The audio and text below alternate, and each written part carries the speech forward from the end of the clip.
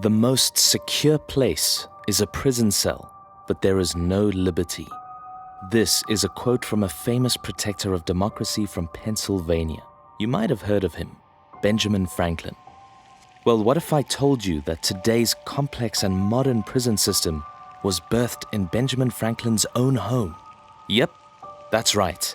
The Eastern State Penitentiary in Philadelphia, Pennsylvania, was the prototype project of what is considered today's standard prison blueprint, and is therefore one of the oldest prisons in the world. And guess what? It housed Chicago's most infamous mob boss, Al Capone, too. It adopted radical philosophies of rehabilitation, which was so unsuccessful, it ended in this place being permanently closed. What ideas have remained today that emerged from this pilot penitentiary? What ideas died along with the prisoners that they were tested on? Did anyone ever escape this building of brutality alive?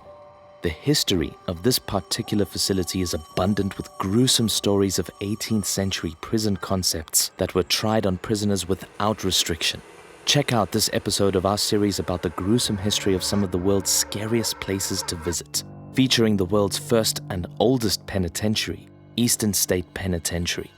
Where does the term penitentiary come from? It comes from the word penitence, meaning the action of feeling or showing sorrow and regret for having done wrong. Okay, but who brought this concept into the prison system? Has this more emotional approach of rehabilitation always been a part of jails and prisons? The answer is no. Prisons as a concept had already existed for a while.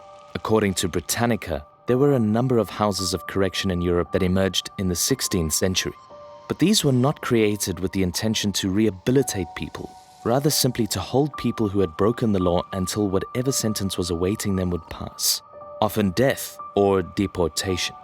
In 1787, 4 years after the American Revolution ended, a special group of men from Pennsylvania formed a new group to reform the concept of prisons in the US. The group was called the Philadelphia Society for Alleviating the Miseries of Public Prisons, which incredibly still exists today as the Pennsylvania Prison Society.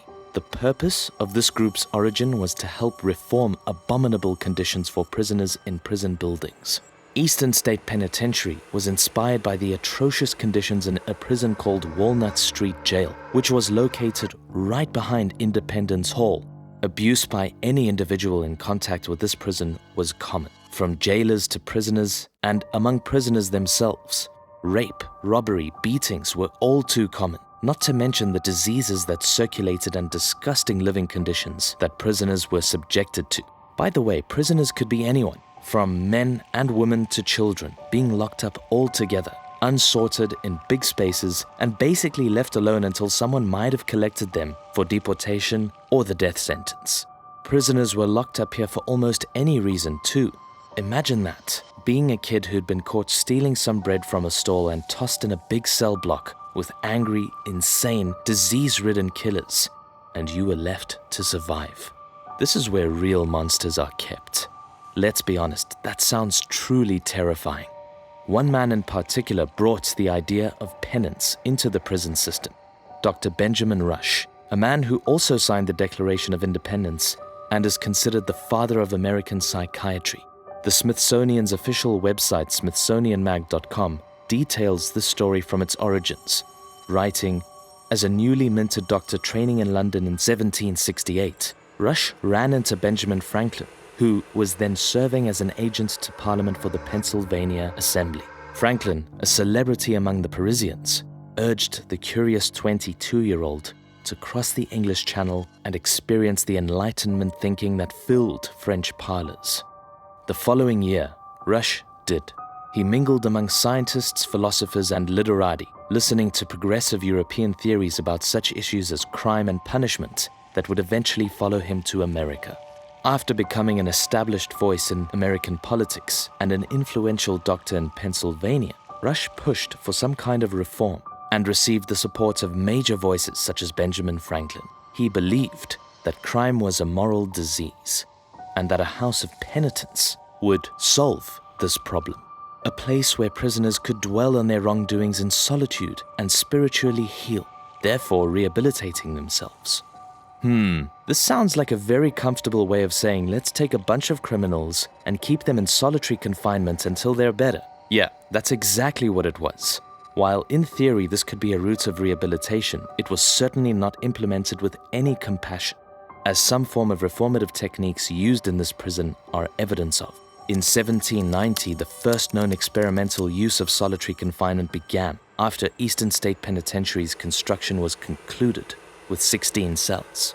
There was an underground part of the prison called The Hole, under block number 14. Prisoners were kept locked underground with no light, often for weeks. Prisoners were to be separated with strictly no social interaction, and so prisoners were always hooded and cloaked when out of their cells, so they had absolutely no knowledge or awareness of where they were. This was the first in many horrifying experimental reform techniques in this prison. In 1842, Charles Dickens visited the building and wrote of it, "Looking down these dreary passages, the dull repose and quiet that prevails is awful. Over the head and face of every prisoner who comes into this melancholy house, a black hood is drawn, the curtain dropped between him and the living world. He is a man buried alive, to be dug out in the slow round of years. I am persuaded that those who designed the system do not know what it is they're doing. I hold the slow and daily tampering with the mysteries of the brain to be immeasurably worse than any torture of the body." According to legendsofamerica.com, guards and overseers were known for being quite creative with their techniques to discipline the prisoners. Tools of psychological and physical tortures were devised for use for even minor offenses in the prison. Among these was the water bath. Inmates would be doused with water outside the prison walls during the winter months, and then their bodies were hung on the wall outside until ice formed on their skin. Another gruesome technique used was the mad chair. Here, prisoners were tied down tightly for days until their blood circulation was cut off at various parts of their body. The iron gag was a terrifying physical torture device that involved tying an inmate's hands behind the back with a chain trapped to an iron collar in the mouth, which caused the tongue to tear and bleed. Eastern State Penitentiary locked up some of America's most criminal minds in its time. Most notably Chicago's celebrated infamous bootlegging mob boss Al Capone. One of America's infamous bank robbers, William Francis Slick Willie Sutton, and Morris the Rabbi Bulber. Let's start with the obvious star of the show. Alfonso Scarface Capone was kept here for 8 months during his first experience in federal custody for being caught for carrying a deadly weapon. Sounds like a misdemeanor for a criminal of his reputation, right? It was probably a setup, let's be honest. His time in the Eastern State was spent in relative luxury. His cell on the Park Avenue block had fine furniture, oriental rugs, and a cabinet radio. William Slick Willie Sutton is considered one of America's most infamous bank robbers. According to the SmithsonianMag.com, Slick Willie spent 11 years at Eastern State Penitentiary. In 1945, Sutton, along with 11 other prisoners, escaped from Eastern State in a prisoner-dug tunnel that went almost 100 feet underground. Sutton was recaptured just minutes later. Over the course of his criminal career, Sutton is credited with over 50 bank robberies, 3 successful escapes from prison, and over 30 years served behind bars. He died in 1980. One of the most sinister criminals kept behind Eastern State Penitentiary's walls is undoubtedly Morris the Rabbi Bulber. He was convicted of heading a group of murderous minds in Philadelphia who convinced housewives to poison their husbands with arsenic and collect the insurance money together. Bulber's murder ring was responsible for more than 30 murders over a period of 5 years. And that's the story of the world's first penitentiary, the brainchild of some of America's most respected men. This blueprint of modern prisons became a place of horror and experiments gone wrong, which led to its permanent closure.